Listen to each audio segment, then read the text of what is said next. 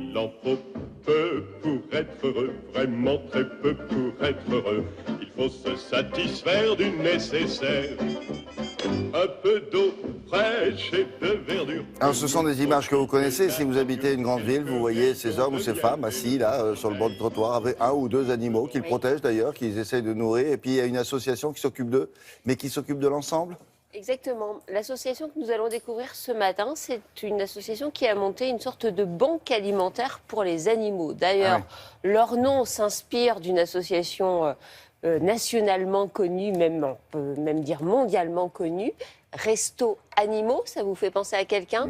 Là, l'idée, c'est de venir en aide aux animaux, alors à la fois des SDF, donc dans la rue, mais aussi des gens qui ne sont pas du tout dans la rue, mais qui ont des difficultés passagères ou durables. Et donc forcément, dans un foyer, lorsqu'il y a des difficultés financières, l'animal trinque au même titre que tous les autres membres du foyer. Donc cette association distribue de la nourriture, distribue aussi des jouets, des coussins, enfin tout ce qui est nécessaire finalement pour le confort des animaux. C'est une jolie initiative. Pour l'instant, ils sont présents à Lyon, à Troyes et à Strasbourg.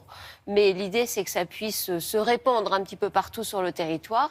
C'est tenu par des bénévoles qui font de la collecte et qui font ensuite la distribution. On les a rencontrés dans la ville de Lyon. Regardez. Resto Animaux est une association caritative qui vient en aide aux animaux de personnes démunies. Elle a été créée en 2009 et j'ai récupéré l'association il y a de ça là 3 ans. Nos actions sont très simples. Nous allons dans les rues faire des maraudes pour aider les personnes qui n'ont pas les moyens de pouvoir payer de la nourriture ou des accessoires pour leurs animaux.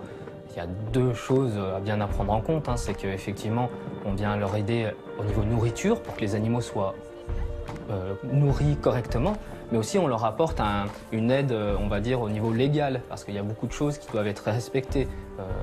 Le fait d'être tenu en laisse, le fait d'être vacciné, des choses comme ça.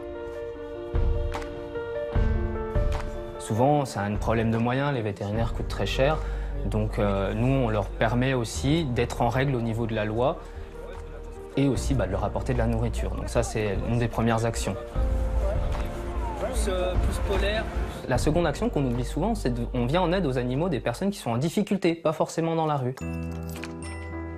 Ça peut être une personne retraitée, une personne en situation de handicap, une personne veuve, une personne qui a des faibles revenus. On oublie souvent que l'animal peut avoir une importance réelle au niveau social chez ces personnes-là.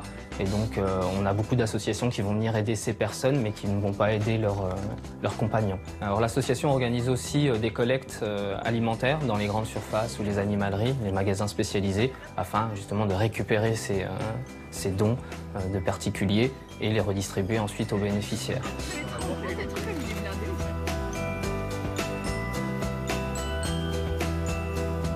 Alors, nous essayons d'aider le maximum de personnes. Hormis les sans-abri pour lesquels il n'y a pas de critères prédéfinis, pour toutes les autres personnes, nous demandons juste un dossier au niveau de l'animal et puis une déclaration de ressources ou de revenus. Nos projets pour l'avenir sont très simples. Nous aimerions augmenter le nombre d'antennes sur le territoire français et puis nous faire connaître au travers d'actions diverses et variées, comme des concerts ou d'autres collectes. Ah oui, quand le chien est en plein vent, comme ça, il se gèle, le chien, autant que son maître. Oui, oui, tout à fait, autant que le maître. Alors, c'est vraiment une initiative solidaire qu'ils essaient de développer sur l'ensemble du territoire. Donc, pour les aider, c'est très simple. On peut devenir bénévole. On peut fournir de l'alimentation. Si on a un trop-plein d'alimentation, il ne faut pas hésiter à les contacter. Participer aussi à leur côté aux collectes et participer à la distribution. Et puis, le message qui est important dans ce reportage, c'est que l'animal joue un rôle social. Quand vous êtes dans la difficulté financière, quand vous êtes dans un passage de vie difficile, très souvent, la présence d'un animal à vos côtés, ça permet de mieux vivre ces moments difficiles. C'est c'est vrai pour les personnes âgées, mais c'est aussi vrai pour les gens qui sont vraiment dans la panade absolue. Et c'est bien que des gens viennent aider aussi les animaux de ces personnes-là, parce que beaucoup d'associations arrivent à aider les personnes en difficulté, mais souvent les animaux sont un peu laissés pour compte. Donc voilà, un focus intéressant sur cet acte de solidarité. Parce que sinon, ces animaux-là, parfois, quand ils sont mal nourris ou pas nourris du tout, vous les retrouvez à la SPA. En fait, quand les gens n'ont plus du tout les moyens de s'en occuper, ils risquent effectivement de les abandonner. Mais ce qu'on a remarqué, c'est que les abandons, ça vient généralement pas de ceux qui sont dans de graves difficultés, parce qu'ils sont prêts vraiment à se serrer la ceinture au maximum pour subvenir aux besoins de leurs animaux. Donc c'est important vraiment de les aider.